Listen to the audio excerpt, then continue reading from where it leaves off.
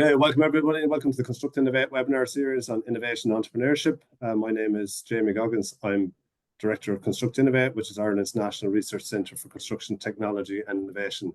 So this webinar series is a 7-part series around innovation and entrepreneurship. The first week, we're going to concentrate on a more resilient, green and digital European construction ecosystem. And we've got 3 fantastic panelists that we're very, very fortunate to have here. With Germain Adell, who's the General Director of Metabuilding. We have Professor Ken Dooley, who's the Chief Data Officer at Granlund and also Professor of Practice at Aalto University. And we have Johan Vyncke, who's Director of Strategy and Innovation at the Belgian Building Research Institute. So construction, as most of you will know, is the 2nd largest industrial ecosystem in the EU. That's both in terms of the economic and employment terms, so just retail being larger than it.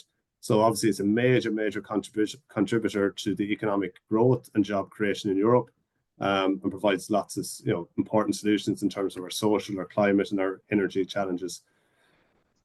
So core being part of it. We also should recognize that the construction sector, as well as being the 2nd largest, is also a unique ecosystem in itself, that over 99% of the businesses within the construction sector in Europe are SMEs in there. So it's a lot of companies and a lot of people involved in it.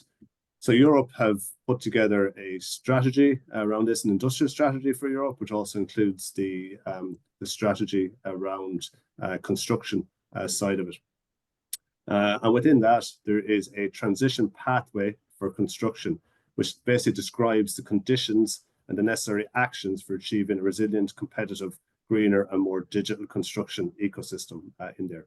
So that's where our 3 speakers fit in today. So Germain Adell, who's Director General of Metabuilding. So Metabuilding is an ecosystem bringing together clusters and mega clusters together, and that is part of this transition pathway for construction, where the European Commission see that these ecosystems where we have clusters and mega clusters come in. So he's going to explain how that works and that innovation around that.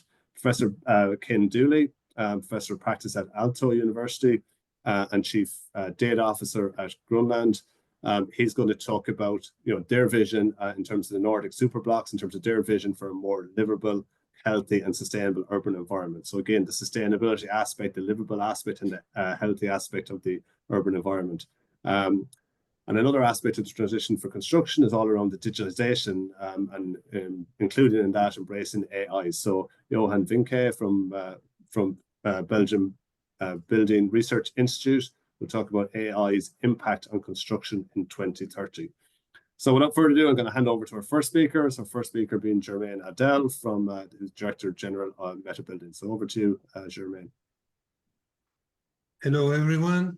Thanks for having me and sharing this nice event. So without further ado, so you have already presented me. I am an architect and urban planner. This is the information you didn't have. So now I share my screen. So it's a forward. So now you see what is Metabuilding Labs. So you will see I will speak about many things being Metabuilding. So you don't get afraid of that. It's a little bit complex, but we try to break it down for you.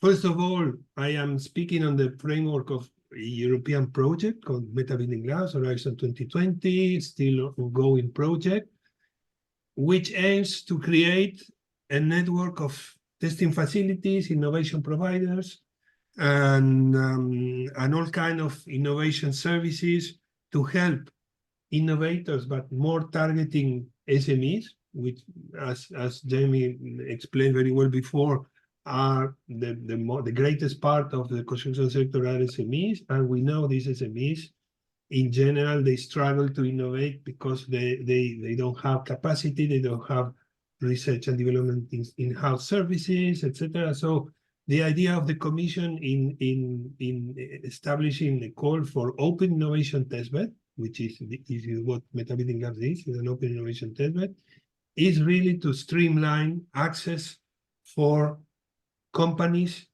to a bunch of innovation services and testing services in order to help them be more performant and at last innovate at a greater pace than they do today.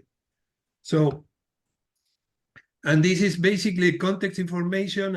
I prefer to go hard on this first, and then you will see that it gets easier to capture. But this ecosystem is coming from two European projects, so Metabuilding and then Metabuilding Labs. So there were two different calls. We answered to these two different calls, and we had a chance to win both proposals. So we did these two projects. In the first one, we had some funds, what is called cascade funding for SMEs in 6 European countries, and we create an open innovation digital platform in order to all the countries and all the actors doing this communicate. So this platform is the metabuilding.com platform that you see there at the right of the screen. And then with this already being organized and the project ongoing, we answered to the Open Innovation Testbed call, and we also won it. So the Metabuilding Labs is a much bigger project. The first one was 5 million euros. Metabuilding Labs is 17 million euros, 40 partners. So engaging in setting up a complex network and full ecosystem to provide these services across 13 countries. So I have to mention that so Construct Innovate and the University of Galway is a partner in Metabuilding Labs. Then at the heart of it, you see ECTP. ECTP is the European Construction Technology Platform. So this is one of 38 industrial platforms, so recognized and labeled by the European Commission. So this is the one that gathers together all the innovation actors in the construction sector that wish to work together. We have more than 150 members currently. And so this is another important thing is that this platform ECTP manages is the private part, represent the private part alongside the World Green Building Council Europe of a partnership for funding research and innovation in the construction sector, which is called Build for People. So if you are in research in the field, you know you have very probably worked in Build for People topics, and so this comes from there. So the idea is that Metabuilding, the full Metabuilding ecosystem is really complementary to the ECTP ecosystem and building upon it. But we are a little bit more operational. We are bringing, for instance, the Metabuilding.com platform for all the sector. We are bringing the services of our members, etc. And Metabuilding ASBL is the single entry point of this ecosystem. So it's the organization that has been created especially to manage the network of the Open Innovation Testbed and to handle and even to keep on working after the project will end. Metabuilding Labs is our Open Innovation Testbed, is the brand of our services. So I hope this is a little bit clear. So now I will speak about 5 highlights. This is the structure of my presentation. 5 highlights now in winter 2024-25. First of all, some words and some pictures on our ecosystem. Then our platform. Then the single entry point, which I have already mentioned. This is an important thing. I think we are the first of 3 projects that we already have this single entry point. That is a very important milestone in the development and implementation of this ecosystem. Then we have something that we call O3Bed, which is an innovative test bench and a network of several of these test benches across Europe. And we will see how it is.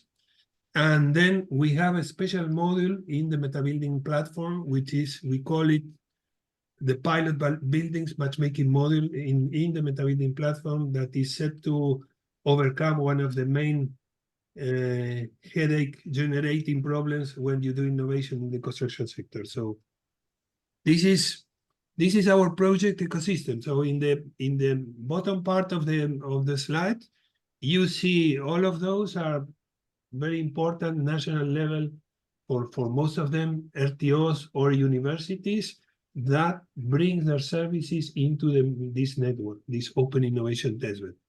So you see there University of Galway, but there's a bunch of also BBRI, so Johan also is represented here.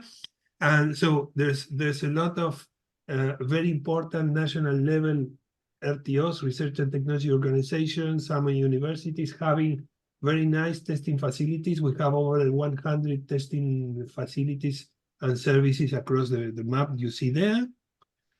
So we are putting everything together and providing a digital backbone to it. But this digital backbone works also for the overall community, so the full ecosystem.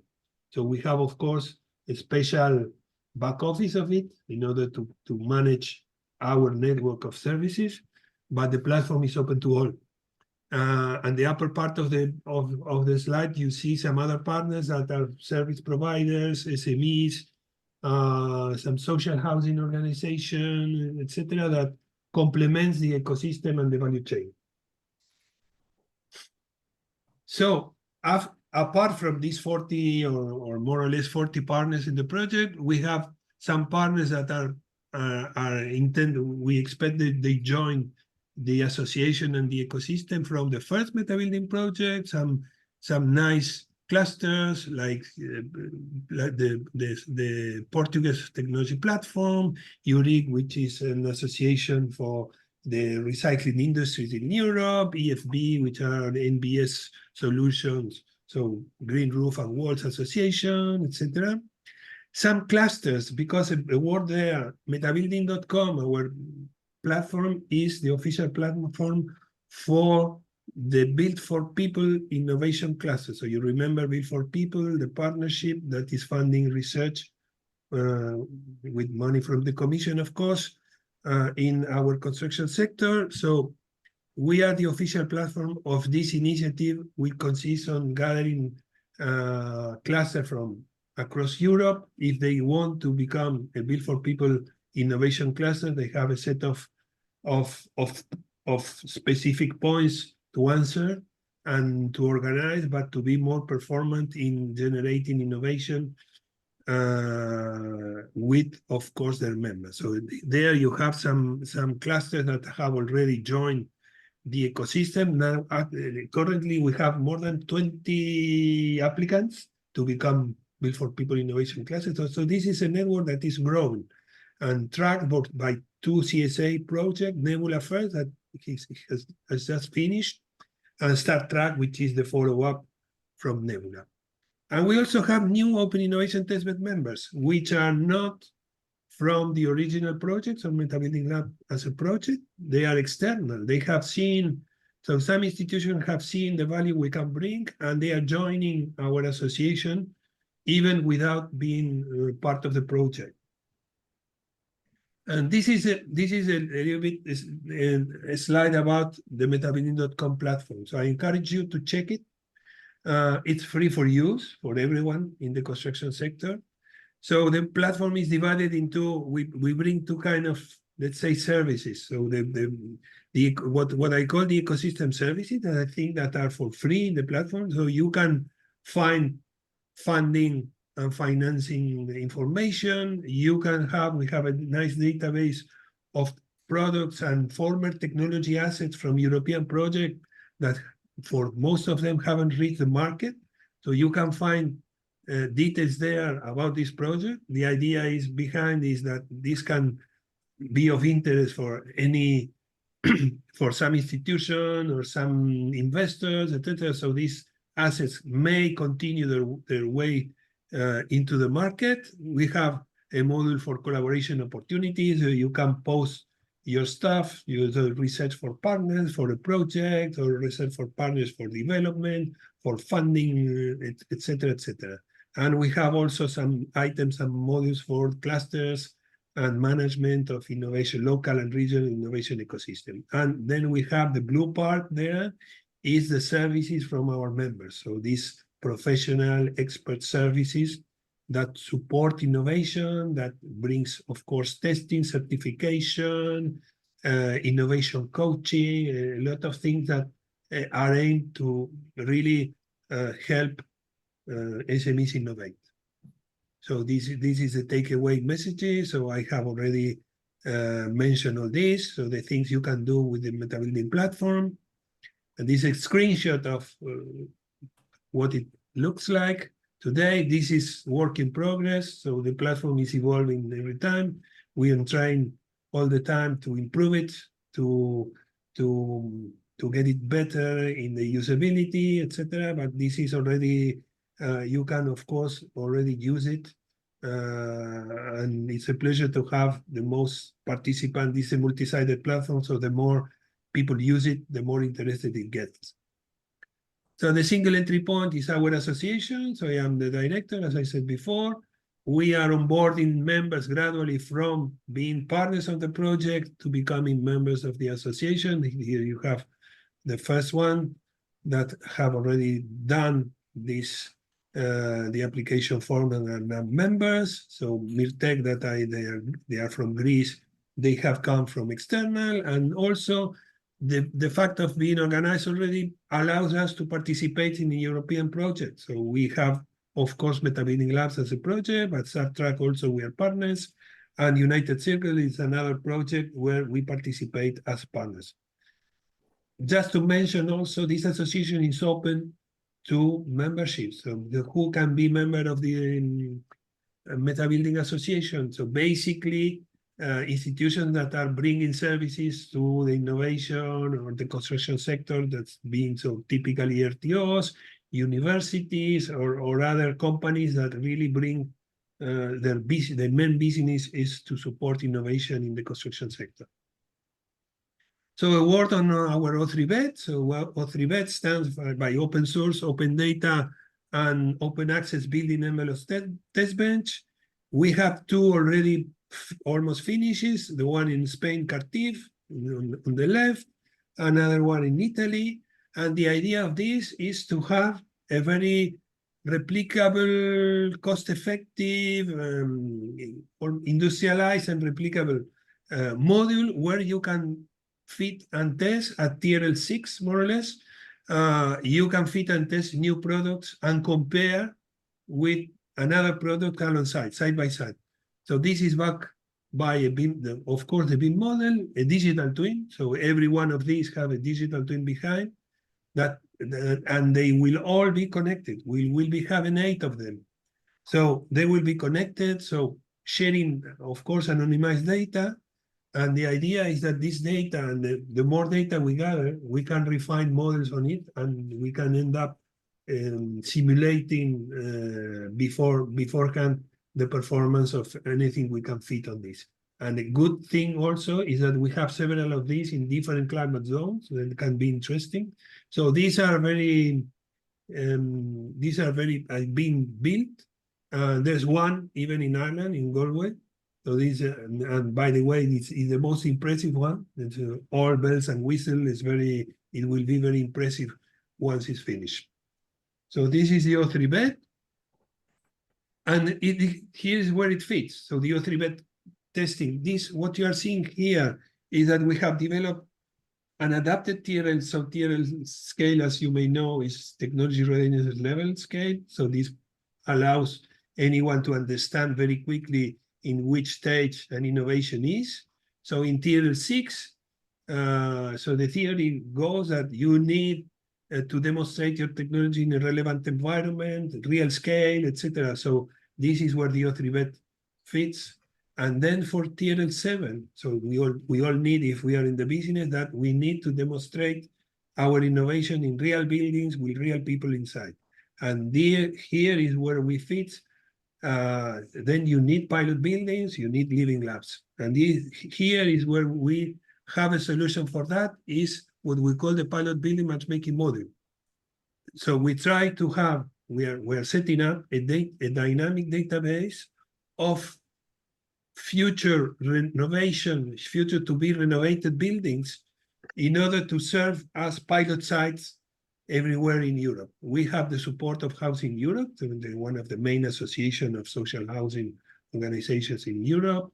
an all-European network of living labs, and some social housing organization.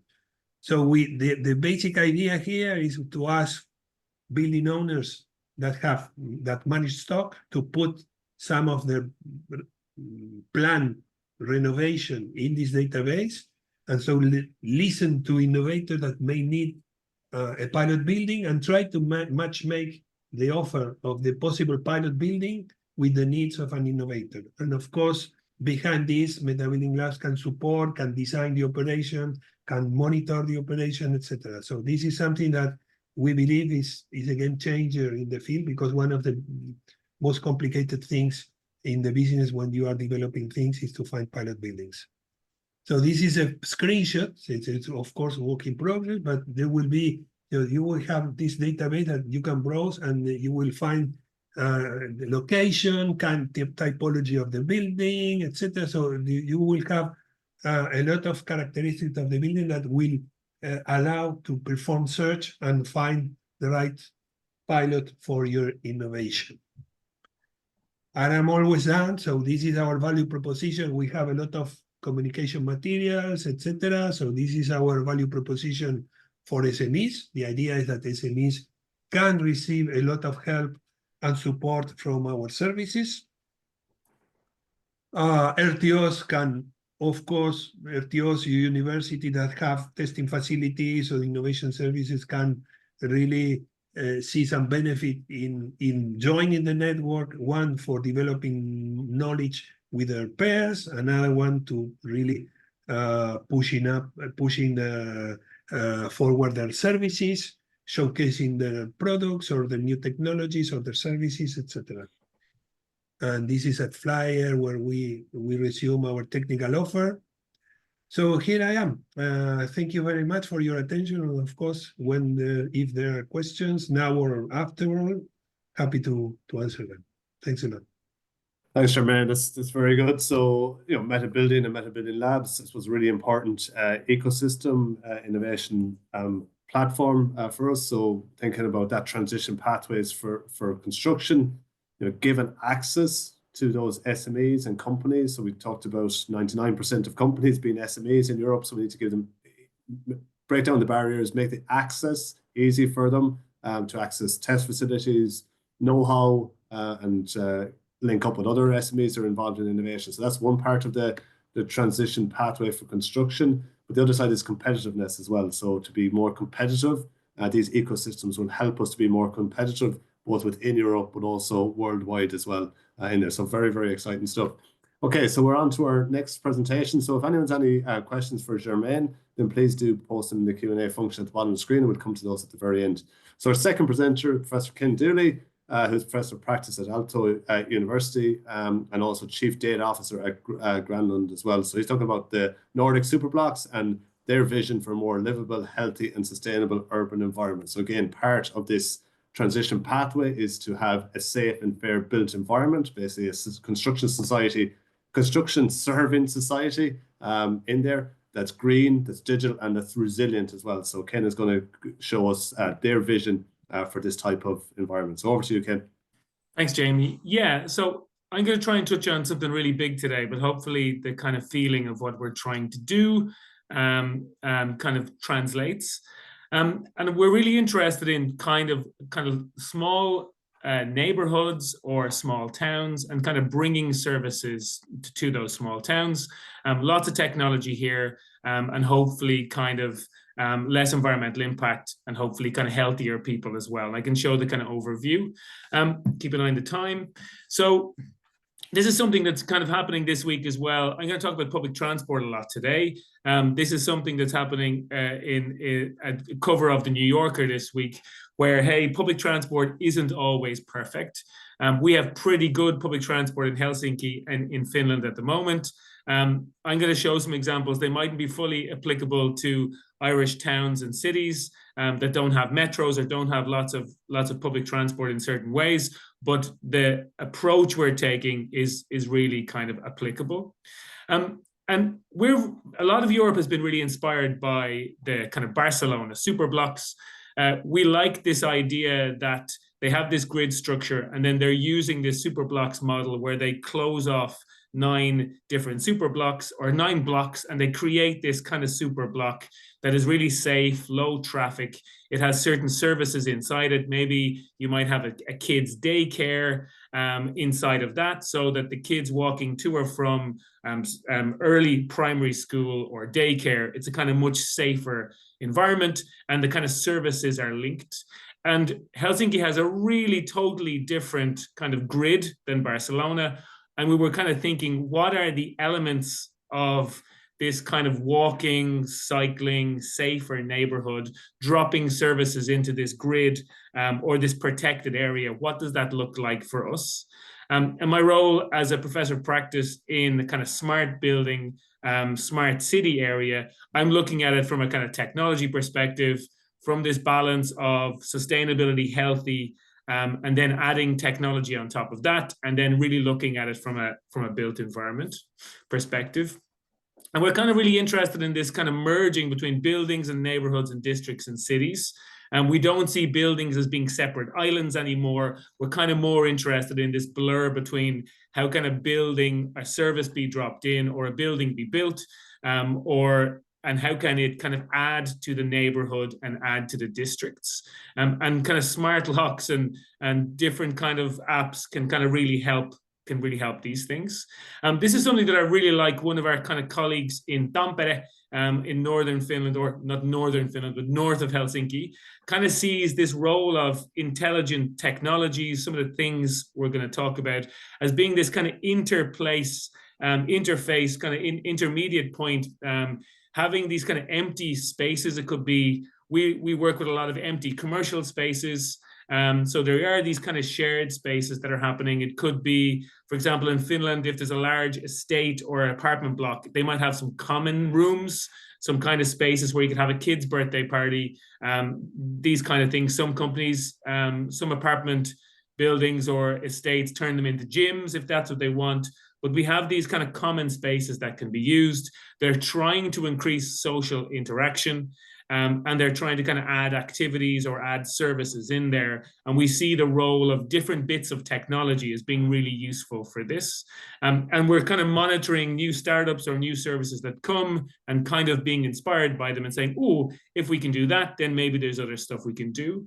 And there's a lot today about kind of, you know, how we move around and the kind of benefits of getting outside the car, if possible. So there is this obvious, you know, if we're traveling by foot, it's better for physical health or public transport or by bike. There's a physical health element. There's a kind of environmental impact benefit. And there's also this kind of bumping into people on the way, seeing what's happening in your neighborhood, just being more aware of things that are happening than if you get on the car and hit the motorway, or you're always in the car kind of and just concentrating on driving. One thing about kind of technology and society in Finland, the European Union stopped publishing this Digital Economy and Society Index, but Finland has always ranked really high in the years it published it. Ireland's in here in 22 is number 5, as this measure of how good is society at kind of having lots of broadband, having lots of integration of digital technology. It could be online banking, it could be apps, so school teachers communicate with parents and they give grades and they give reports and they show what's happening in the school the next day. All kinds of digital public services, all kinds of digital services. And Finland has been really high ranked on this consistently. There's 2020 as well. And there's a feeling sometimes from our perspective that, oh, if this can't be done in Finland, then maybe it can't be done somewhere else as easily. So some of this kind of digital services or elements around adoption and new things, we're kind of really interested and open-minded in. Some of the stuff I want to talk about today then, our kind of building blocks of this kind of thing, the Nordic super blocks. There's a focus on sustainability, a focus on health and well-being. I'm really deep in the technology side. There's technology in just technology itself. what is the kind of bits and pieces that are doing it. But there's also a huge amount of just kind of behavior change and disruption that technology brings that we see as almost different. So there's the kind of building blocks, the software, and there's the kind of smart locks, and there's the apps and sensors in the technology side. But then it's activating and kind of speeding up change as well in our small neighborhoods, in our small towns. And from a sustainability thing, it's kind of, how do you go about your daily actions? Where do you spend your time? How do you move from A to B? Do you spend a long time queuing in stores? Or are you in grocery stores? Are you getting the food delivered? Is food delivery really expensive, and therefore it's only for the wealthy who can afford it?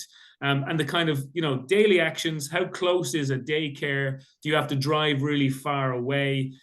Is there a local daycare? Is there public transport to get there? Is there safe bike lanes? So this kind of work-life balance around daily actions, and then this work-life balance around ownership. Do you have to, there's lots of sharing economy elements in the things we're working on. Do you have to own a car? Do you have to own all the DIY tools in your basement that you use once every 2 years? All of these elements that are kind of part of this perspective. It's kind of how you spend your day, and do you need to buy everything that you need? The health and well-being thing, as I said, it's kind of this, how you move around. It's about how you interact with the community. Do you always have your head down driving through the neighborhood, or is there a way that saves you time and is healthier and is easier, how you use public transport or walk or cycle?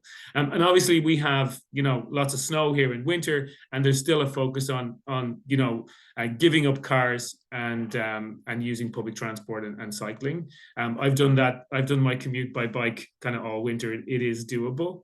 And then there's this element around decentralization and technology and dropping services into neighborhoods through technology. There's an element of kind of staffless services. Are they good? Are they bad? Are they taking people's jobs away, or are they actually making things more accessible and more walkable?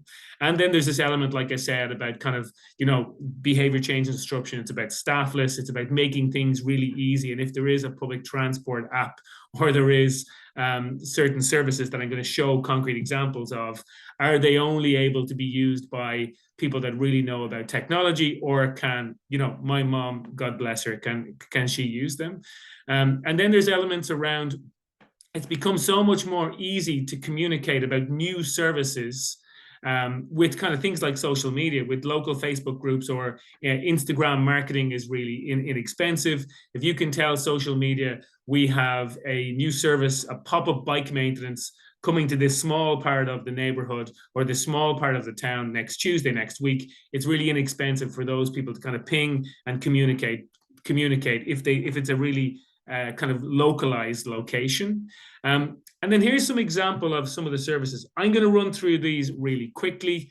15 minutes is a really short time, but we're trying to say the benefits of having some of these local services popping up, looking at having empty commercial spaces or empty built environment spaces, or reconverting old spaces, and kind of saying, okay, what can we do with these? And these are some of the examples that are happening in Finland at the moment. And then again, this kind of society and technological change. There's been a lot of change here the last couple of years. There's a lot of food delivery robots driving through the streets. And when you start to see this kind of thing happening really kind of regularly, it kind of makes the change around, okay, do I need to have a car? Could I use car share and taxi and city bike and public transport? Can I change my behavior? Can I adopt new things? There's really visible examples that we see regularly of these things, for example. And then we have lots of kind of empty kind of built environment spaces. All our metro stations at kind of both ends of them have these old, for example, old kind of ticket selling points, Lipopista. I forgot I blanked the English there. But these are now redundant. We have them in really good public transport places where there's lots of people moving through. People are now buying tickets on kind of machines and on apps on their phone. So we don't need these spaces anymore. And we're starting to see, okay, what can we do with these kind of spaces? How can we repurpose them that would be focused on new services for entrepreneurs, but also kind of benefit the people in that neighborhood? And we're having more accessible people using kind of shared cars. We see sharing as a big kind of element of this. We see like this kind of cargo bikes popping around that they have a really simple little lock on them and you can borrow them. We see our libraries encouraging, hey, our libraries would have things like sewing machines. What are the things that some people use kind of once a year? Do you have to own them and store them in your basement? Or is there a way we could have, there's lots of them nearby, so hopefully like a kilometer or two from your home. Hopefully it's really easy in an app to reserve it for the next day, and then there's lots of them so that if you need them and if people are using them, they're available. And like along this line, I just collected lots of pictures here. We even see libraries kind of having lots of kind of sports equipment, kind of tennis rackets and footballs, and we have these kind of lawn bowls things here called milku, and just these kind of things. So sharing is playing, it's a big role of this, that it isn't about having ownership and owning everything and using it once a year, but it's about having it conveniently located and really accessible. And then I'm going to show some kind of other sharing economy stuff, but we've seen all kinds of startups where this is one example of the sharing economy items we've been doing, but it was almost like a post box pickup lockers where you could borrow things. Here we have, DIY tools or games. There's a kind of karaoke speaker and microphone or something there. There's a PlayStation that in public places like transport hubs, you would have these kind of pickup points where you can rent items. And again, it's this sharing economy, it's this kind of localized services, and it's to do with kind of technology making it much more financially viable than before. Instead of having a place where you have someone working and handing out things, maybe we can do it with kind of locks and kind of accreditation and these kind of things.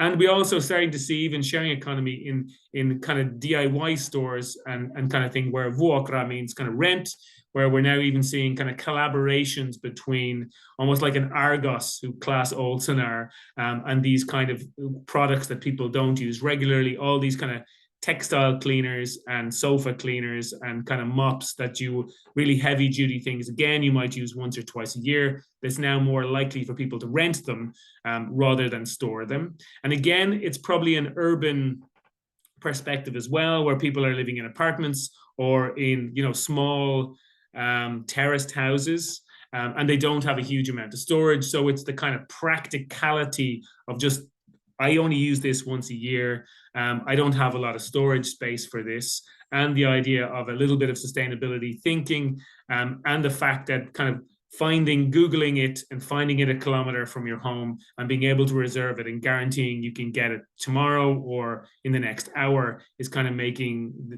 these kind of services kind of more accessible, more approachable, and more popular.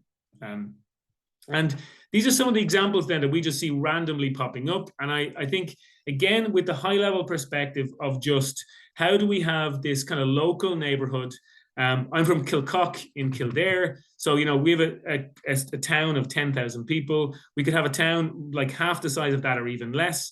How do we have every possible service there? How do we have a hardware store there? How do we have a library? Does a library come on wheels and visit kind of once a week? Is the hardware store, it delivers products into lockers once a week, and because it delivers them at an allotted time, the delivery is free. Kind of having these kind of pop-up services or kind of more really, really local services is something we're really interested in. So we started to see kind of self-service grocery stores. Anything with self-service, we need to be careful of what is the impact here on jobs. But from our perspective of there's been really, really localized, I can pop to the store by bike or by walking, because my small neighborhood isn't big enough to have a store. We're starting to see these be more viable. And it's these things, they have these kind of little lockers where everything has a biodegradable RFID tag inside of them. You put your credit card or debit card on this little white square box here. You might see these in an airport or something, but then you can open the door and take everything out and it debits your credit card. We're starting to see really interesting stuff on staffless kind of grocery, and all of these places have different kinds of pickup points for things being delivered as well.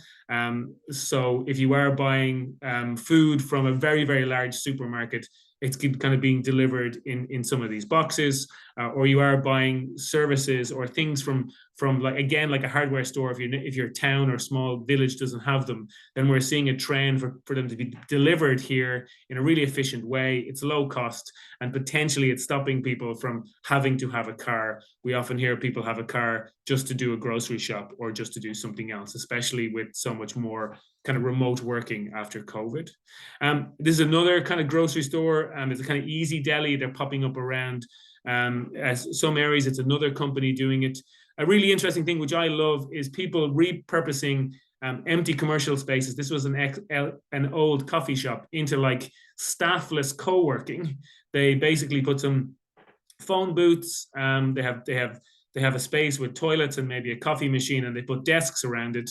And someone who wants to work from their neighborhood but can't work from home because of whatever the million reasons are, they can just walk around the corner or cycle a couple of 100 meters away, use these kind of commercial spaces, or these co-working spaces. And there's this really nice thing where you might bump into someone who is in your kid's school, a parent, or someone on a kids sports team or something like that. So neighborhoods with lots of young families, there's a lot of kind of social interaction and kind of bumping into people with these kind of services. And then we see other things about kind of farmers market pickup points that are open 24/7. You buy something, you get a text message, and then you can open the door and pick up whether it's ecological salmon or kind of artisan kind of products. We're now seeing kind of pickup points where they're staffless. And it's kind of creating these services in neighborhoods. We have lots of kind of these examples, kind of pop-up bike maintenance, and then lots of different things. I'm not going to show too much the last example I have, which is we built these kind of staffless pickup stores for these different kind of products that you don't need to own. And it's an empty commercial space in a neighborhood with really simple, we built a couple of them with really simple kind of products like bike trailers, all kinds of things like the kind of textile and DIY elements. And it's just a smart lock on the door, and it's a really and some security cameras. And it's a really simple, you order and pay by the app. You open the door via the app. And then you arrive, open the door, and pick things up and drop them back. There's an element around here of what kind of cultures would these kind of, pickup points, where is the safety? Would there be some theft or robbery? If you just had this room with a neighborhood kind of borrowing that creates some payment. But these are the kind of elements we're seeing in this element of kind of local services that are kind of creating kind of healthy and potentially sustainable built environments. I tried to just give a kind of taste today and a kind of perspective in the 15 minutes allowed.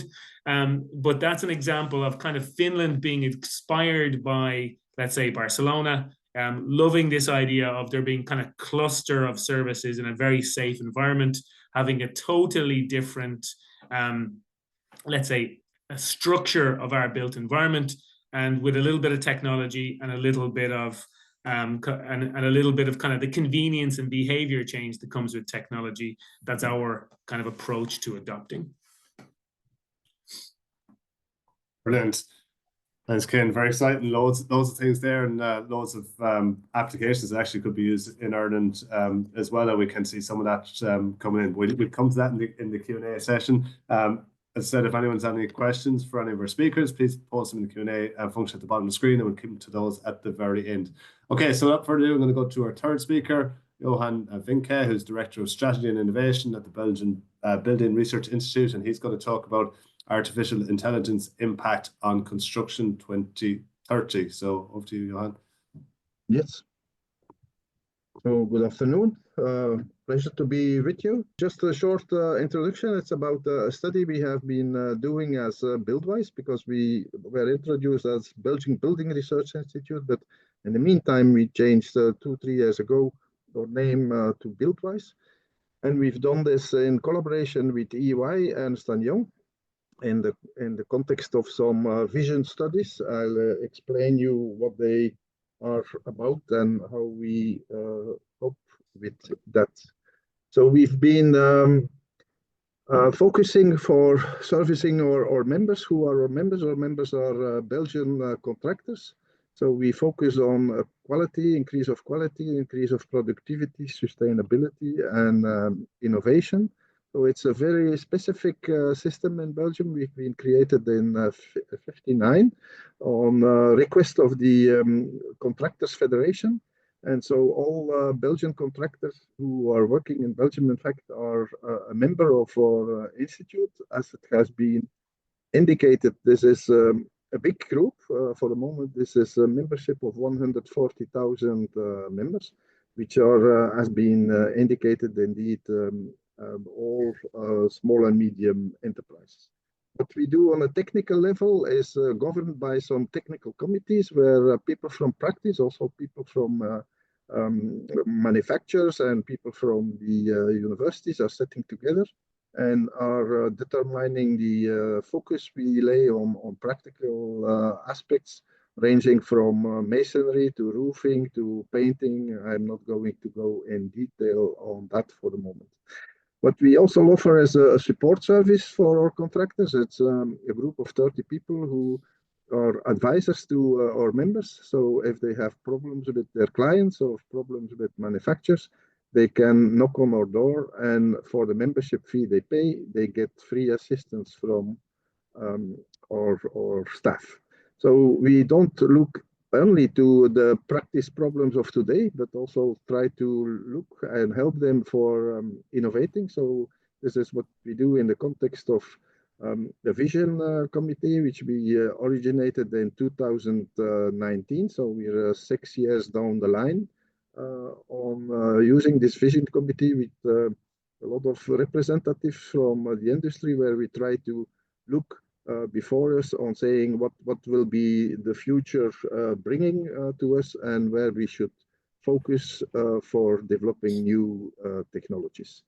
So we've been issuing a number of documents on that. All this is downloadable on our website. This can be transferred afterwards. Not everything is in English. There are quite some things in English, but most it's in French and Dutch, which are the mother tongue languages in Belgium.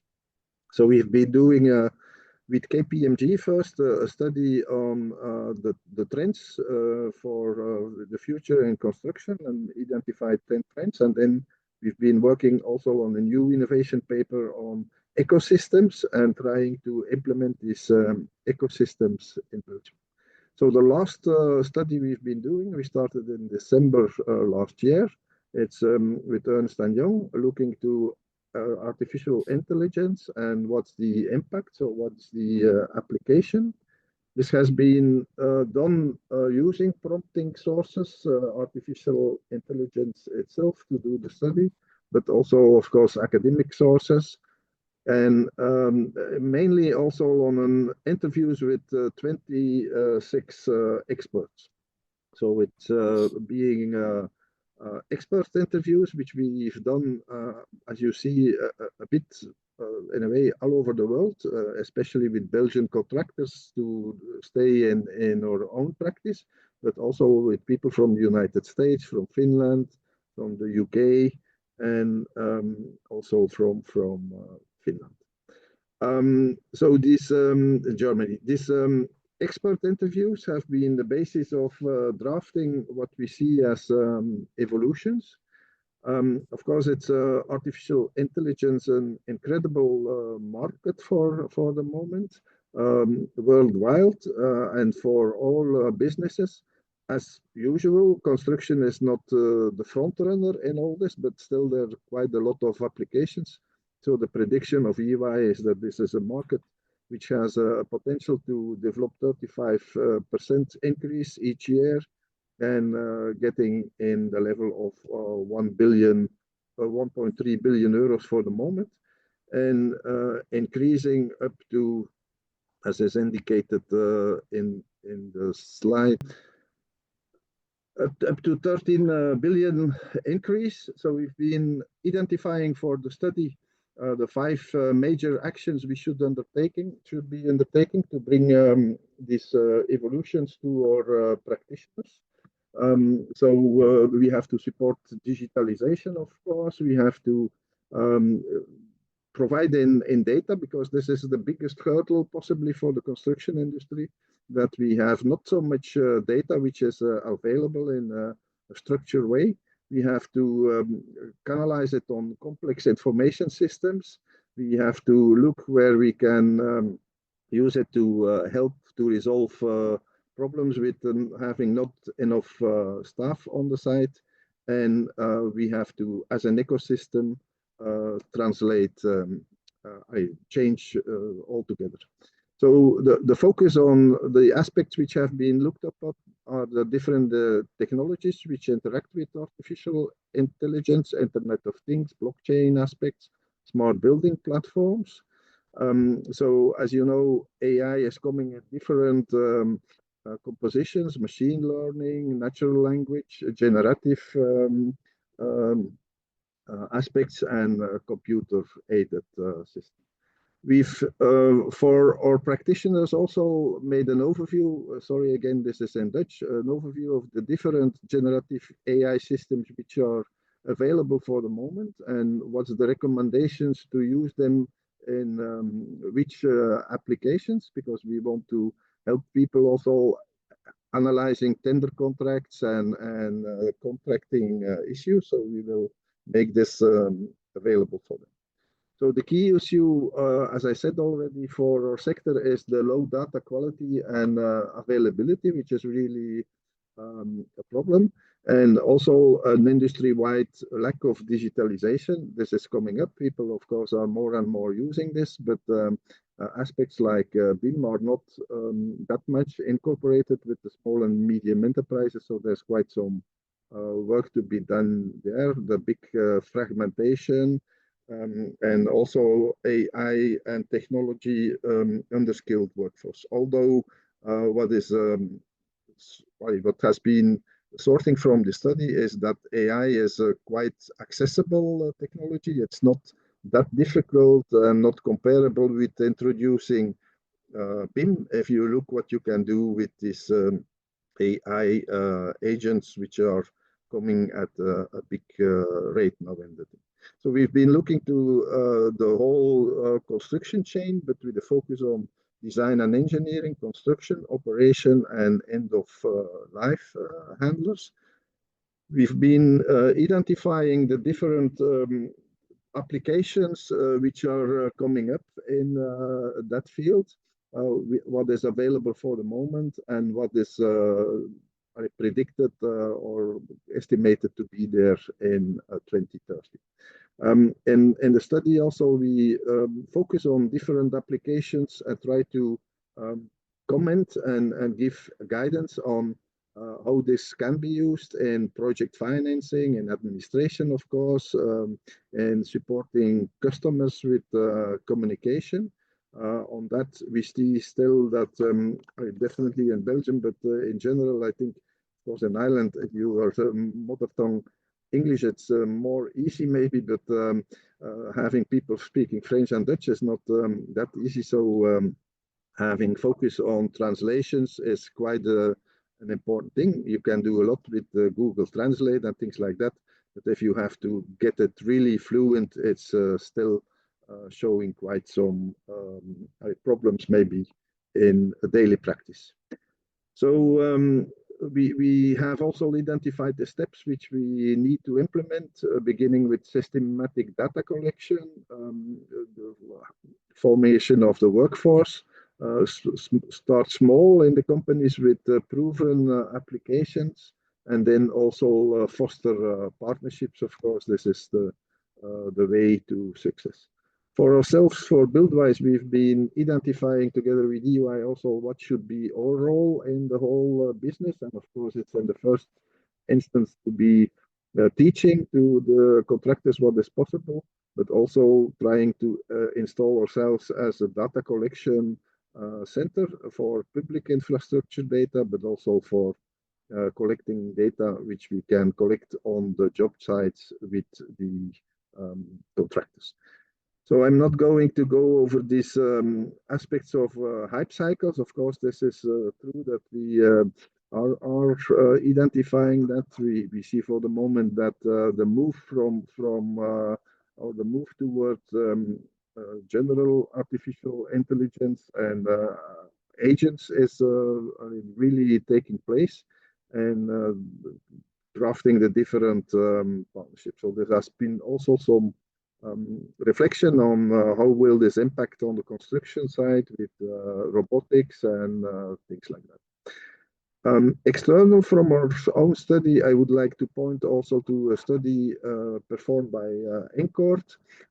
Incord is, I think, European-wide quite known. So it's in fact a European network for construction companies who are doing research and development. So it's the big players. So there are in total 25 companies. So they've been identifying also the strengths, the weakness, and the opportunities and threats which they see for artificial intelligence.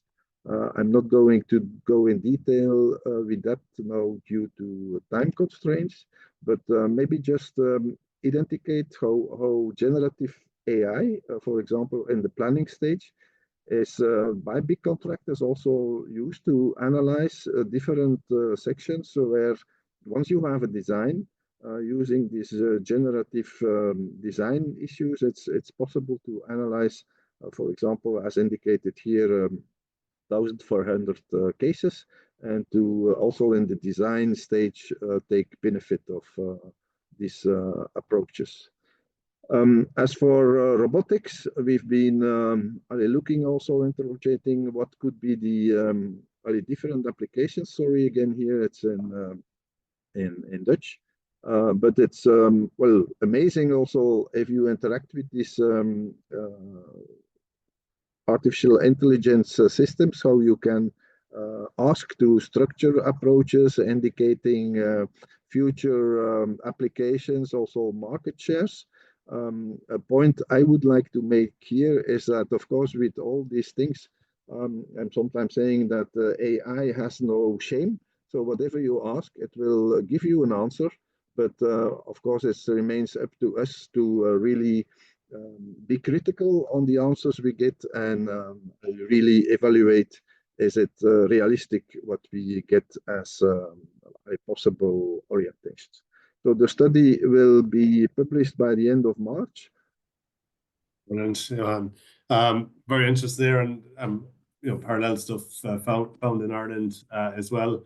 In terms of use of AI and that. So we see across Europe, maybe a couple of reasons why the construction sector are a little bit slower at uptake is because it's a lot of SMEs, and we can see that AI is adopted by the larger companies quicker than the smaller companies in there. It also is probably adopted by the financial and digital companies quicker than others as well, but loads of opportunity there as well.